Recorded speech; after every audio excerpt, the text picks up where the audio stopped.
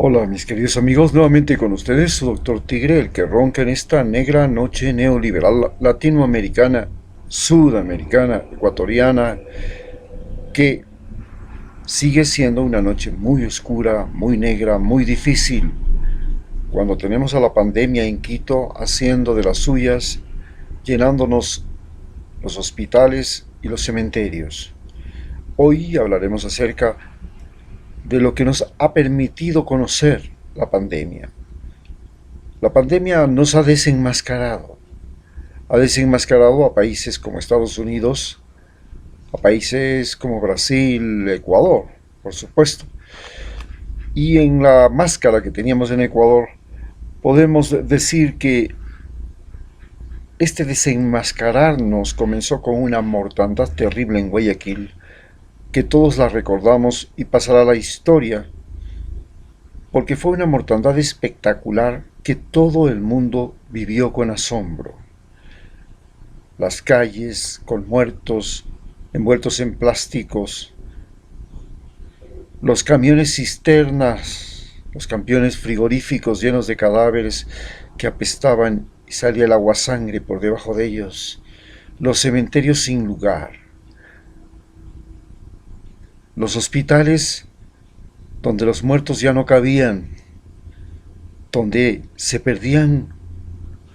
donde le pedían a usted dinero para poder sacar simplemente un acta de defunción, donde usted tenía que montar a su muertito en un carro y llevarlo a escondidas a algún pueblo para enterrarlo, pagando. Fue un drama espectacular. Hoy, en Quito, la pandemia ha servido para permitir al gobierno hacer lo que le da la regalada gana. Sacó las policías, sacó el ejército, que como ustedes saben está mucho más, ha como acodado, está mucho más presente en Quito para evitar las protestas, las manifestaciones. Comenzó la publicidad de la gran mortandad que era cierta, y además en el mundo entero salió la noticia de que no eran realmente el número de muertos que decía el Ministerio de Salud. El número de muertos había sido mucho mayor, superaba en 15.000 al número de muertos real. Hoy esperamos, y según los pronósticos, que los muertos en Ecuador, fuera de los que no se han contado, lleguen hasta los 22.000 para octubre. La pandemia sigue abrazándonos, sigue hundiéndonos en nuestras casas, encerrándonos, sigue desbaratando la economía nacional. La gente que no puede vivir si no sale a vender, si no sale a hacer cualquier cosa, esos trabajadores informales, esos trabajadores temporales, albañiles, plomeros, inclusive las trabajadoras sexuales, se juegan la vida todos los días tratando de sacar algún provecho de estas oscuras y tenebrosas situaciones. Pero la pandemia nos hizo ver, primero, que había una pobreza camuflada en Guayaquil y una riqueza fruto de toda la corrupción de la cleptocracia aristocrática del Guayas, encabezada por Abdalá Bucaram,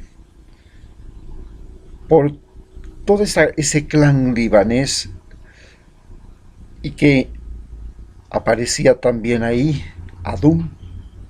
que había sido tío del actual ex vicepresidente que acaba de renunciar y que deja al país en la situación crítica. Para todo el mundo es asombroso que Ecuador, a más de que haya vivido esta situación donde una aristocracia cleptocrática de Guayaquil, identificada directamente con los partidos políticos, y que logró poner un vicepresidente. Este vicepresidente deje el cargo para lanzarse de candidato a la presidencia y este país tenga ya 4 vicepresidentes. Quiere decir que debía haberse caído el gobierno, debía haber caído el presidente Lenín Moreno, pero no, simplemente cambiaron el vicepresidente. Vimos como los pícaros surgían por doquier, se repartían los carnets de discapacitados, las compras públicas, los hospitales, los fármacos, las mascarillas, los trajes, los respiradores. Por otro lado, nos mostraron a aquella gente valiente, aquella gente que fue a cumplir su trabajo en los hospitales y murió en eso. Aquellos policías que también murieron. Mostró a aquellos que se arriesgaron y pagaron con su vida para entender cuál era la dimensión real de esta pandemia.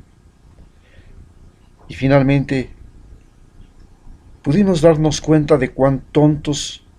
y cuán ingenuos fuimos cuando elegimos a un presidente que hizo de la traición política pública y que se alió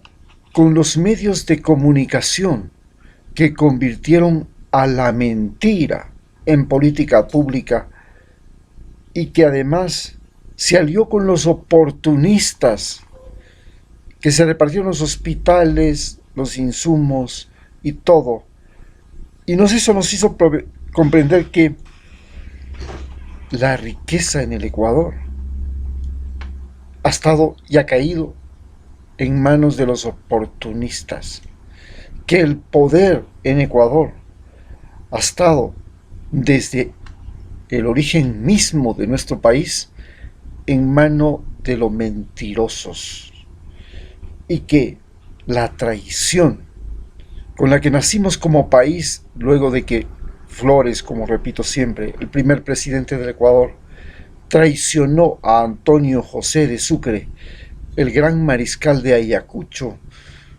y lo asesinó en Pasto, en la selva de Berruecos. Y de eso logró sacar un país que era su hacienda personal, con una carta y primera constitución en la que solo él podía ser presidente, porque se necesitaba tener la cantidad de dinero que él tenía gracias a que se casó con la condesa de Gijón, de los famosos Gijón y Camaño. Así nos originamos como país. Durante todo este periodo de 3 años hemos visto cómo la justicia, los abogados y los periodistas han sido el verdadero motor de la mentira. Nos hemos asombrado al descubrir que los periodistas eran unos sicarios mediáticos y que los abogados eran mentirosos por profesión, porque en Ecuador la justicia, que es y siempre fue calificada como la peor justicia de América y una de las peores del mundo, había llegado a ese punto porque los dueños reales de la justicia en Ecuador han sido los dueños de los medios de comunicación. Ellos dictan sentencia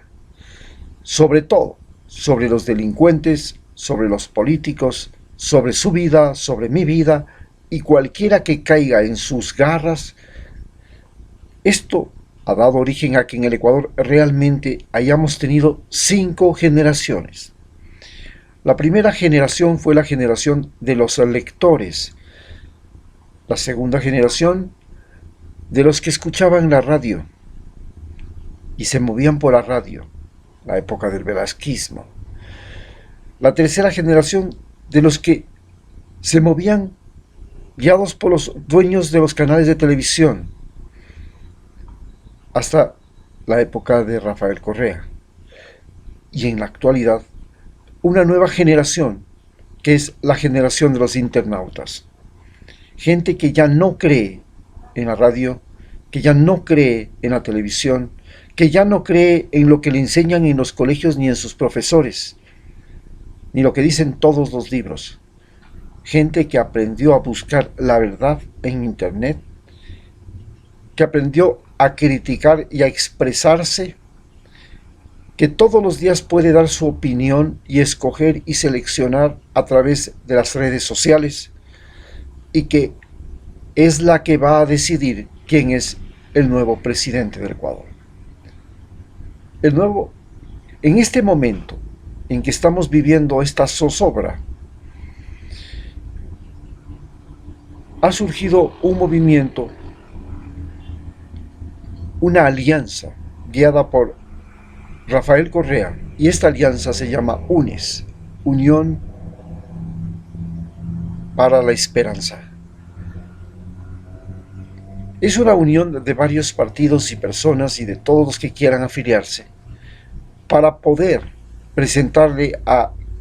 gente aliada de Rafael Correa y gente que estuvo en el gobierno anterior, pero que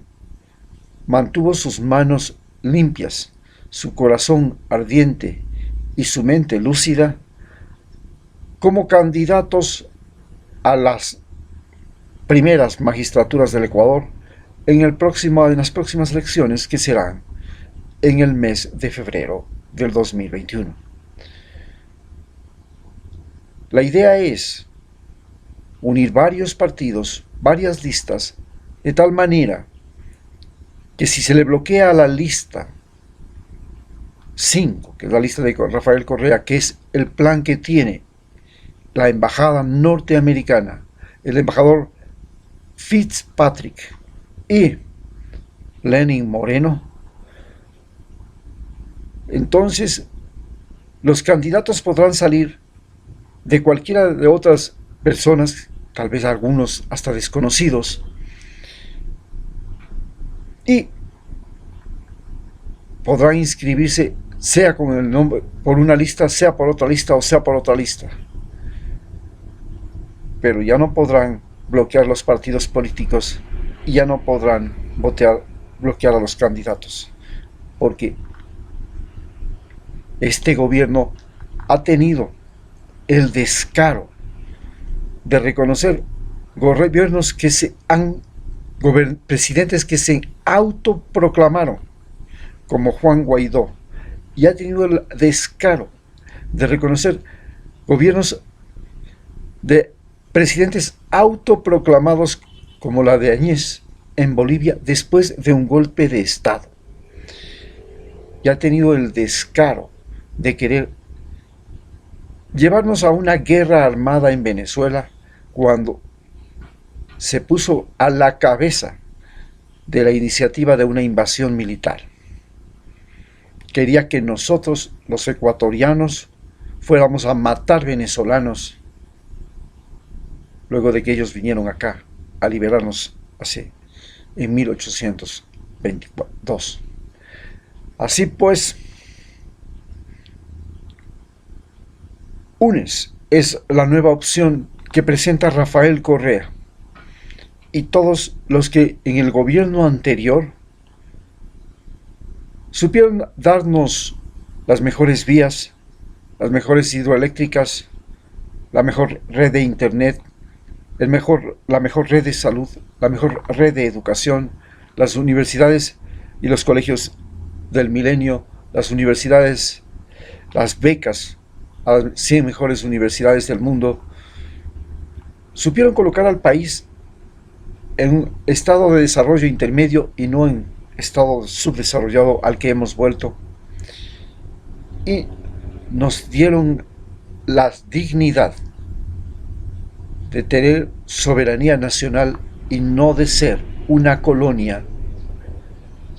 gobernada y manejada desde las bases militares de Manta y Galápagos. Muchas gracias.